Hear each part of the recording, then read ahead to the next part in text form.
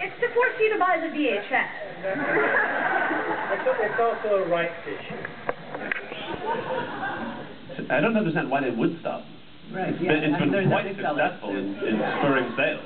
Because, I mean, after the third play, they self-destruct and you have to go get another one, which renews your contract. And a new Inspector Spacetime branded player. Well, and it forces you to enjoy it the way it's supposed to be enjoyed, which is with terror and explosions, but also in the novelization form. But also it makes you appreciate each viewing, because you know that you only have the three. So much right, you know what I mean? So.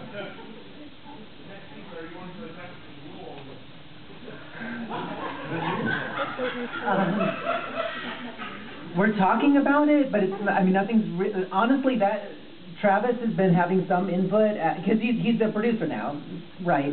Like, as of next season, he's officially on board as a producer. So he's been talking a little bit about that, giving us a little bit of input. Do you want to? I actually don't particularly care so much as I wanted more sex in the show. So, I mean, that may happen, but that may happen independent of me. I'll read what they give me to read. So there could be a son of Inspector at some point. There already is, I think, isn't there? That's really an archive. Like, no, it happened recently. It was before me. I don't think. But they had. It wasn't in the past couple of years. It's not. That sounds a lot like the Daniel Landlord, Chris Obie. That thing. Okay. Well, so like I mean, you saw him hatch from the egg, but you don't necessarily know that it was the Inspector's egg. But it was away so quickly. I'm still saying that it could be anybody's egg. I didn't realize that. Wow, that was actually never intended to be. No is the answer. That was never supposed to be his son. It was never supposed to be alluded to. Is that what? Okay, fine. Yeah, it's totally his son. No, it's our stuff. Well, the fans think it is now, so you're just disappointed if you don't make it his son. It's canon now. Your accent seems to come and go.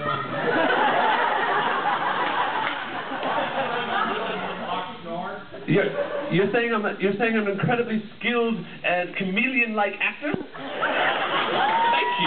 Thank you so much. Very sweet of you. Hello, Inspector. Let's go on down to the barbie and get some fish and chips.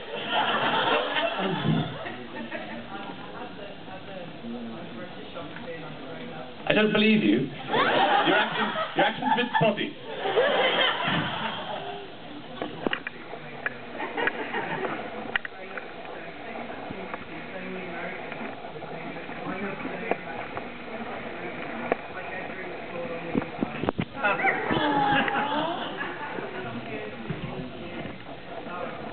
I've always wanted a bedroom that was smaller on the inside. My parents they didn't understand. There is a play set for that coming out soon. Oh my gosh, I love the merchandising. Okay, I made the ring because they didn't do that sort of thing at the time. But the 1974 Laser Watch reproduction, oh my god, works on wood and cheese. Can I say, I just do want to clear it up. It's a bit of a misconception that it's always smaller on the inside. It's only smaller on the inside when there are just the Inspector and his associate inside. But remember, when we had the cast of Cirque du Soleil guest star. We had the entire crew inside there, and the trick is the booth is always slightly smaller than the number of people that are inside. So it is able to grow to accommodate an infinite number of people. It is just always slightly too small. The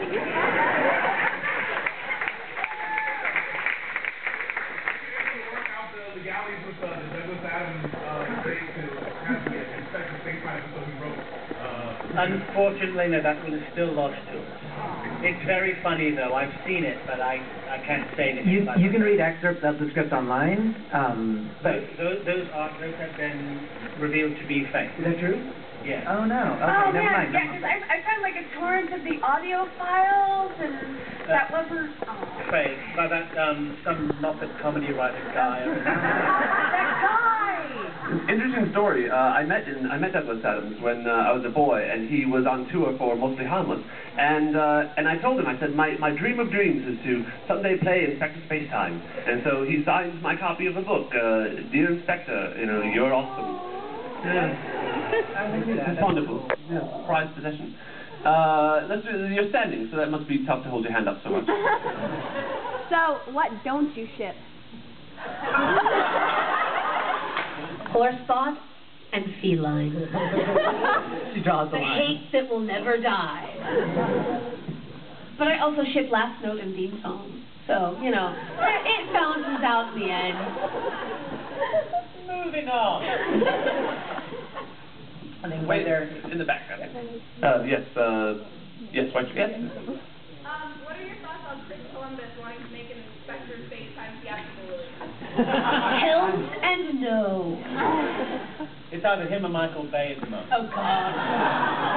I want you involved, but that's just me. I mean, first of, I know that we're kind of all saying everything is canon, everything is canon. If that were to happen, I can't imagine, first of all, that the fans would really latch onto it.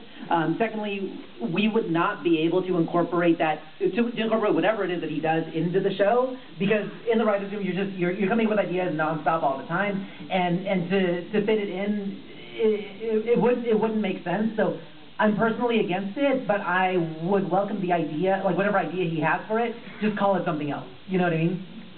Well, and I also heard, I mean, that Chris Columbus rumor comes and goes. It's probably been about 5 years I've been hearing it.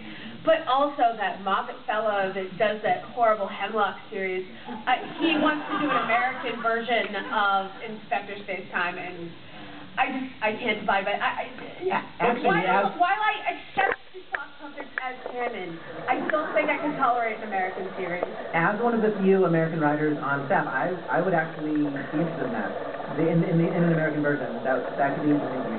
I've gotten actually calls from all of the Harry Potter directors. They've all been very interested in trying to adapt an Inspector Spacetime into a new theatrical release. Well, there's a question. Would you sign on as the Inspector in one of their films? It really depends on how it was written. I feel like I'm a television actor, you know, and doing.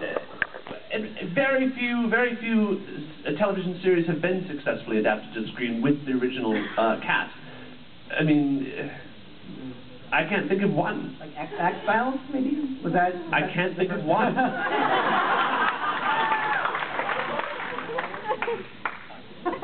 All right, we just got a 5-minute warning. Let's go to the third row there.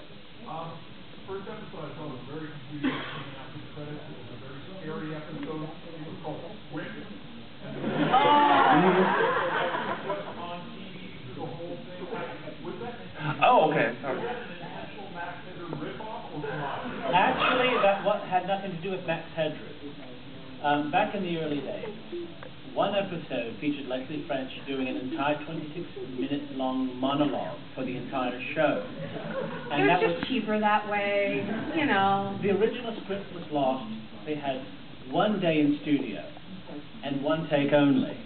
And it was just the magic of editing of him ranting and raving at the cast and crew, taking out the bits where they were throwing things at him. Oh, so that's why there's that weird bit with the cheese wheel? Yeah, that's exactly right. I mean, if he was yelling at the crowd, I guess. That makes sense. Coincidentally enough, it's where the phrase "egg on your face" comes from. Yeah. That was an homage to the classic series. Yes. Anyone else? Scarface. I don't know if you ever come to blog on, but I was wondering, for everyone on the panel, what's your personal favorite Inspector Spacetime monster? The Circuit Chaps. The Circuit Chaps, or possibly the Penge Creeper. Horse-thought, he's totally evil. First of all, we should officially fix that pronunciation. It is Florgon. We could spread that around. Florgon. First of all, but my actual favorite monster, not actually monster, but voyage the extraordinary. Actually, I always liked him. I love scary things. I like the snarling lions. I think were really terrifying. Yes.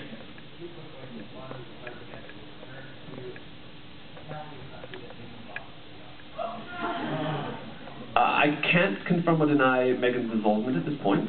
I personally, as a child, loved the cyber. I loved Feline. He was just, I mean, Everybody loves Feline. I'm allergic to cats, so I always thought it'd be an amazing thing to have a robot cat. But the short answer is no. There aren't any current plans to bring back the cyber cats. Sorry. Well, the problem's mainly with the marionette students. They're all a bunch of Guys fuckers. just go on strike, and they're talking about striking again. Anyone else? Yes. Should be last one. Okay, last question. Oh, last question. No pressure. Ooh. I think the Inspector Spacetime theme is one of the most iconic in all of television. With all the arrangements that have been done over the years, what would be some of your favorites?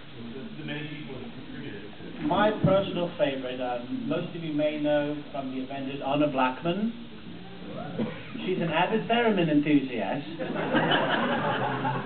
And in 1967, she made on her own, because she loves the show so much, dedicated fan, she made an entire arrangement played only on the theremin. And we have that at the restoration team, and we will be making it available as soon as we can, well, as soon as you return our phone call. I've heard of it. It's actually quite extraordinary. Sorry. Oh, so there is plans, as popular as this was, the one retro incorporation I wanted to introduce, the next theme song will have a theremin. So you can look forward to that. Orchestra plus theremin equals a wonderful winning combination. There's an 8-bit dance mix floating around. That's If so you 80s could- stuff. Oh, it's awesome. It's awesome. They did it entirely on a Game Boy. Well, that was originally made for the unreleased Nintendo version of Inspector Spacetime. Oh, that would have been great. Is that the Inspector Spacetime Smash Brothers? Yeah, I think you can find the ROM somewhere online, so it exists. Everything's available on the internet. It's beautiful. God bless the internet. Anyway, we have to wrap things up, I think. Yeah, we have to wrap things up. I'll be over in the signing room at 2. Feel free to come by and say hi. And we've actually got some great stuff. I got Johnny Eveson designing some posters in the UK, and he shipped some to me that I'm signing for people, and also an original Inspector Spacetime headshot thing. It's amazingly cool. So, Everybody, Brian Giovanni, composer, Aaron Moyer, writer,